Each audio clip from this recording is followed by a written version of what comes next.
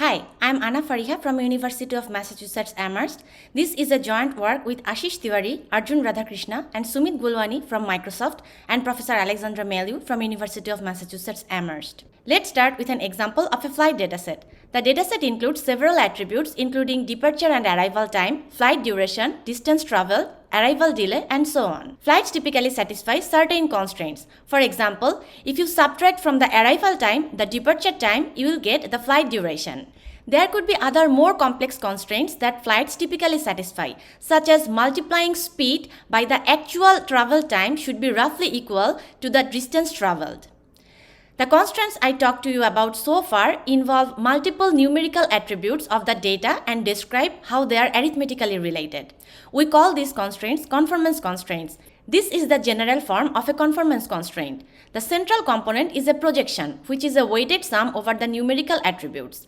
Once we have decided on a projection, we can easily compute the bounds from the data's distribution on that projection. To construct effective conformance constraints, we follow two principles to find good projections. The first is to look for projections that incur low variance over the data, and the second is to find a group of projections that incur small mutual correlations. These two principles perfectly align with the classical method of principal component analysis, which we use to discover conformance constraints. For the sake of effectiveness, conformance constraints are designed to capture strong constraints within the data, which may involve large number of data attributes, leading to a long constraint.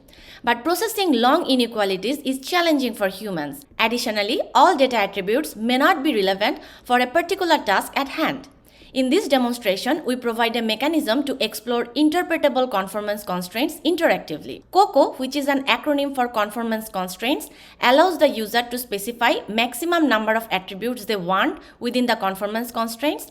Further, the user can specify a subset of the data attributes for more meaningful constraint discovery. I will now proceed to demonstrate COCO. At the beginning, we have to upload a clean dataset to COCO.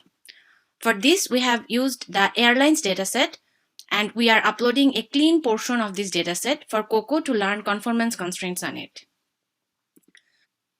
Once the data is loaded, COCO is now displaying the data attributes. We can select the maximum number of attributes we want to view within each conformance constraint.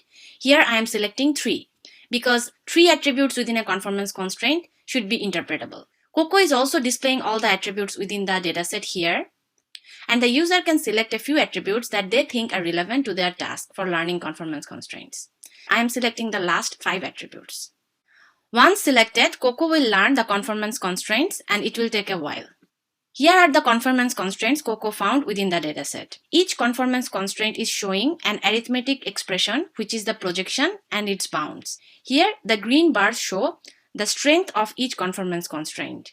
Longer bars means that the conformance constraint is stronger. The user can select which conformance constraints are relevant for their task, and COCO will only focus on those constraints, and they will be rendered in the left part of the bottom panel.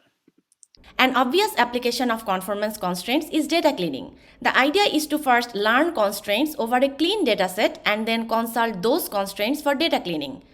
Violation of the constraints by a new tuple indicates that there is some error. For example, here it is obvious that the flight duration should not be 21 hours, as it is inconsistent with the arrival and the departure time. Beyond just detecting data errors, the closed form expression of conformance constraints can suggest the correct values. For example, using the constraint here, COCO suggests that the value for flight duration should be 2 hours. Now we upload a new dataset for testing. Tuples in this dataset can be dirty. The dataset is rendered on the right part of the bottom panel. And here you see the violation scores that each tuple incurs against the selected conformance constraints. If we want to dig deeper, we can select a tuple and view its violations against each of the selected conformance constraints. Different tuples incur different violations against the conformance constraints. We can also clean a tuple by editing one of its cell values. Here I am changing the attribute arrival time for this tuple, and after I change it, as we can see, the first conformance constraint violation has gone down to 0. To summarize, conformance constraints model linear arithmetic relationship involving multiple numerical attributes of a dataset. In this demo, we showed how COCO can help in data understanding and assist in data cleaning. Please refer to our full paper for more details, which appears in the research track of this SIGMOD. Thank you for your attention. I'll be happy to take questions.